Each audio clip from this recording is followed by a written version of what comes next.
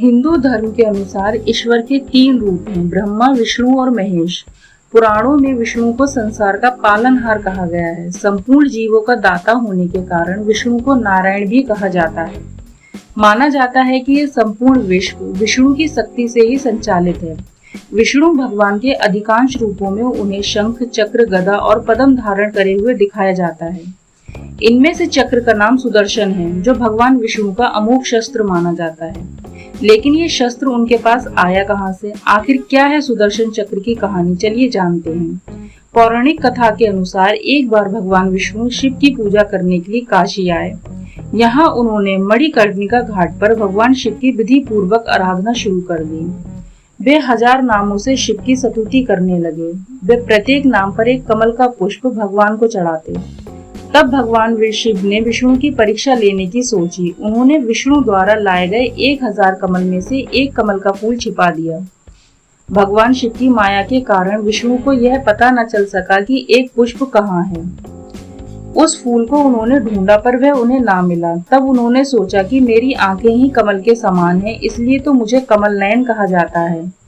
एक कमल के स्थान पर मैं अपनी आंख ही चढ़ा देता हूँ।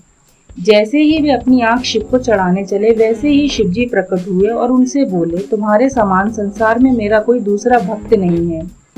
विष्णु की भक्ति से प्रसन्न होकर भगवान शिव ने उनसे वरदान मांगने को कहा।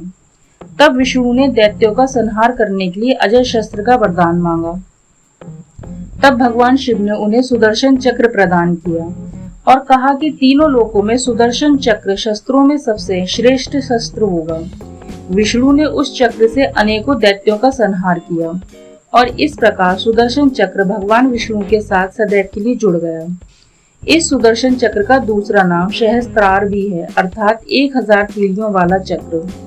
सुदर्शन चक्र दूरदर्शिता और दृढ़ संकल्प का प्रतीक है। भगवान विष्णु इस चक्र को अपनी तर्जनी उंगली में धारण करते हैं।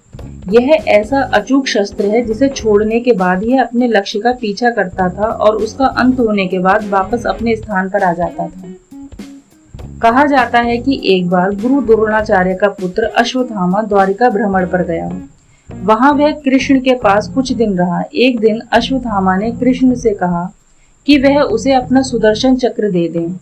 कृष्ण ने कहा, ठीक है, तुम सुदर्शन चक्र को ले सकते हो। अश्वत्थामा ने सुदर्शन चक्र को उठाने का बहुत प्रयास किया, लेकिन उठाना तो दूर, वह इसे हिला भी ना सका। एक सवाल यहाँ यह भी उठता है कि भगवान विष्णु की मृत्यु के बाद सुदर्शन चक्र का आखिर क्या हुआ? तब इसका जवाब हमें भविष्य पुराण देता है, जिसमें लिखा है कि विष्णु की मृत्यु के बाद सुदर्शन चक्र मिट्टी में समा गया, जहाँ उन्होंने देह त्याग की थी। और इस कलयुग में जब विष्णु फिर से कलिक रूप में अवतार लेंगे, तब वह सुदर्शन चक्र एक बार पुनः उनके पास स्वयं आ जाएगा।